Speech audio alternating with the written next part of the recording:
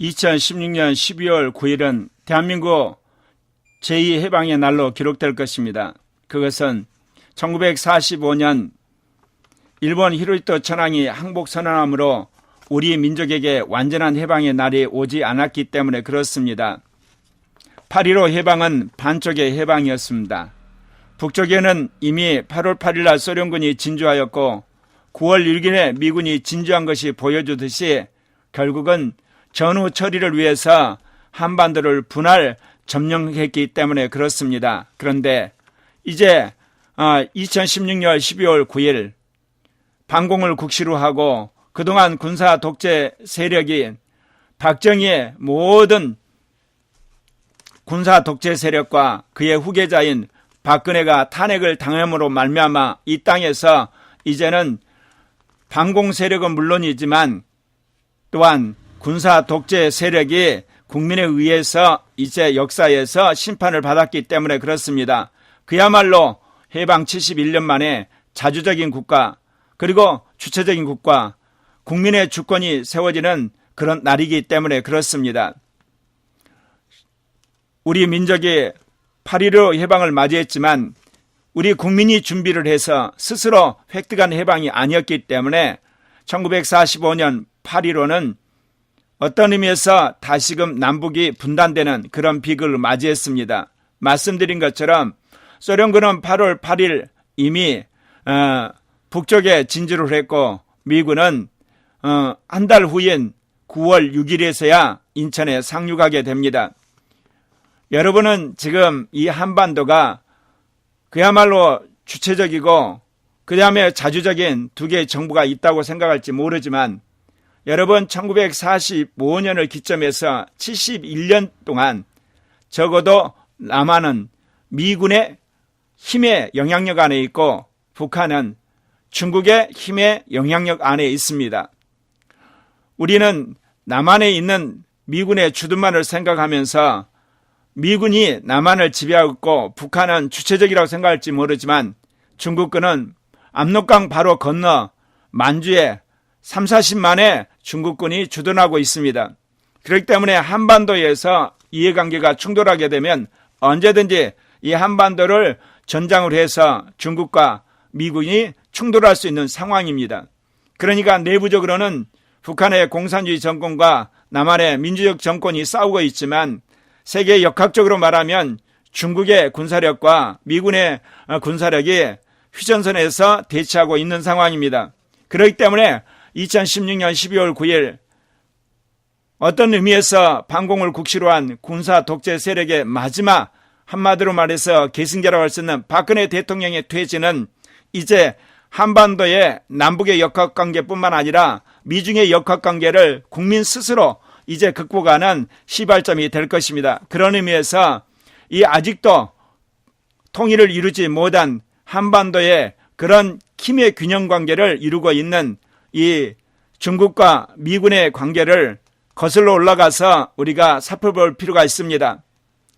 한반도가 이렇게 분할된 것은 1945년 소련이 진주하고 미군이 진주해서가 아닙니다. 이미 일본과 싸우는 과정 속에서 세계 강대국들은 1944년 3월 워싱턴 회담에서 남북한 분할을 이야기합니다. 영국의 이든 수상과 미국의 루즈벨트 대통령이 한반도 대해서 대화를 나누는데 루즈벨트가 한반도를 일정 기간 동안 미국과 소련 및 중국과 같은 삼국에 의한 신탁 통치안에 두었다가 독립시키자는 그런 이야기를 합니다. 그리고 1943년 11월 카이로 회담에서 그때는 9월에 이미 이탈리아가 항복했댔는데 그때 영국의 처칠과 미국의 루즈벨트, 소련의 스탈린은 한국에 대해서 뭐라고 이야기를 하냐면 한국인이 완전한 독립을 얻기 위해 40년간 수습기간이 필요하다고 이야기를 했던 것입니다. 여기에 스탈린도 동의를 했습니다. 그리고 1945년 2월 얄타 회담에서는 미국의 루즈벨트, 영국의 처칠, 소련의 스탈린 만나가지고 뭐라고 한국에 대해서 이야기를 하냐면요. 일본이 패망하면 일본의 무장을 해제하기 위하여 북이 30볼트선을 군사 붕괴선을 하여 남쪽은 미군이 북쪽은 소련이 진주하기로 이미 합의를 했던 것입니다. 그리고 1945년 7월 포참 회담에서는 7월 독일이 항복한 후에 이제 미국의 트루만, 영국의 처칠, 중국의 짱제스, 소련의 스탈린이 모여가지고 이제 일본에 무조건 항복을 요구하죠. 그러면서 한국 독립을 재확인합니다. 여기서 확인한다는 내용은 그 앞서 있던 얄타 회담의 내용을 그대로 실천하겠다는 거죠. 바로 이러한 강대국에 의한 결정에 의해서 1945년 8월 8일 소련군이 일본에 선전포고를 하고 그대로 이 한반도에 소련군이 진주합니다. 그러니까 한국 해방을 담당한 부대가 소련 25군인데 그들이 이미 11일과 20일까지 웅기, 나진, 청진, 나담을 점령하죠. 21일에는 원산, 25일에는 함흥과 평양을 이제 그들이 직접 들어와서 일본 수비대의 항복을 받아냅니다. 그래서 그들이 9월 초에는 이미 38도선까지 진격을 했습니다. 그러니까 만약 그 이전에 있었던 워싱턴 회담이나 또는 카이로 회담, 얄타 회담, 포츠담 회담이 없었다면 소련군이 그대로 쭉 내려와가지고 부산까지 점령을 했을 것입니다. 왜냐하면 미국은 9월 8일에서야 하지 중장이 이끄는 미 보병사단이 인천에 상륙하기 때문에 그렇습니다. 역설적이지만 일본과의 싸움 속에서 이 강대국이 결정했던 남북 분할이 실은 한반도 적화를 막았던 것입니다. 이제 미군은 1945년 9월 8일 미국 하지 중장을 중심으로 해서 미군의 세계 보병사단이 인천에 상륙합니다. 그런데 9월 7일 메가드 원스는 조선인민의 고함이라는 포고령 1호를 발표합니다. 그는 북위 38도 이남의 조선 영토와 조선 인민에 대한 통치의 전체 권한이 자신의 권한 안에 있다고 이야기를 합니다. 그리고 미군은 서울에 진주할 때 조선에 대한 확실한 어떤 정책을 가지고 있는 것이 아니라 단지 소련군이 이 한반도 남쪽으로 진주한 걸 막기 위해서 서둘러 이렇듯 하지 중장을 중심으로 한 보병 3배 사단을 한반도에 보냈던 것입니다. 그렇기 때문에 그들은 이 남한에 들어와서 조선 총독부의 행정기구와 그 조선인 관리들 그대로 받아 운영하게 되었습니다. 그런데 비극은 이제 소련이 북한의 진주에서 이 소구 운정에 의해서 준비된 김일성 대의를 중심으로 한 공산주의 세력에 의해서 결국은 식민지 정부를 만들어내는 거고 남쪽은 미 군정의 말을 듣는 우파, 나중에 결국 이승만이 그 중심이 되지만 결국은 미국과 가까운 그런 어떤 정부를 만들어내죠. 그 과정 속에 북한에도 좌익과 우익이 싸우게 되고 남한에도 좌익과 우익이 싸우게 됩니다. 그런데 1945년 12월 27일 모스크바에서 미국, 영국, 소련 외상이 모입니다. 거기서 한반도 5개년 신탁 통치를 이제 결의하게 됩니다. 그러니까 한국의 임시정부 수립을 위해서 미소 공동위원회를 설치하고 한국 정부 수립을 위해서 능력이 없기 때문에 5개년 동안 미국, 영국, 중국 그리고 소련이 신탁 통치하는 내용을 결정을 하죠. 이러한 모스크바 3상 회의에 대해서 이제 북한도 마찬가지지만 남한에서도 좌우익이 대립합니다. 특별히 남한에서 이 좌우익의 대립은 아주 심각합니다.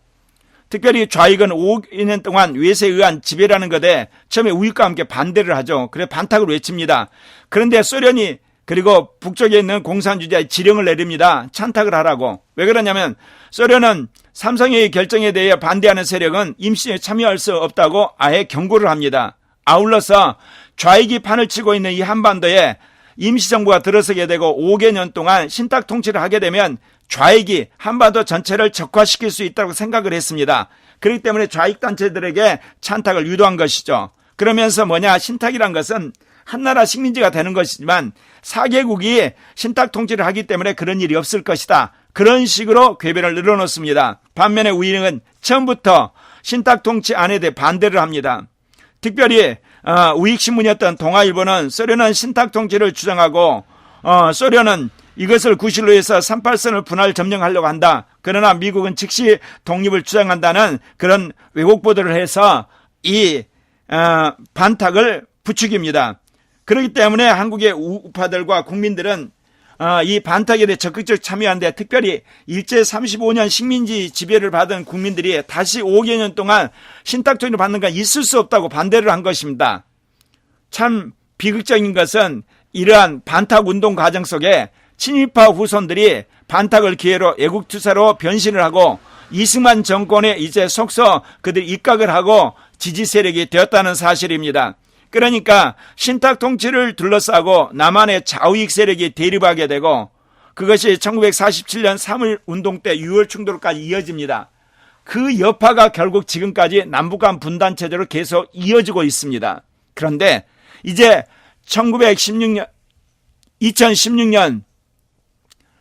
12월 9일 군사 독재 세력의 마지막 후계자인 박근혜 대통령이 이제 탄핵됨으로 말미암아 적어도 이 한국 땅에서는 반공을 빌미로 해서 우익 독재가 더 이상 설 수 없는 그런 나라가 되었다는 것입니다. 그런 의미에서 국민에 의해서 자주적이고 주체적이고 이제 분명한 그런 민주정부가 들어서게 되고 이러한 국민의 바탕으로는 정부가 이제 북한과의 관계 속에 주도적으로 이제 남북의 공존, 교류, 그리고 번영, 통일을 주도할 수 있게 될 것입니다.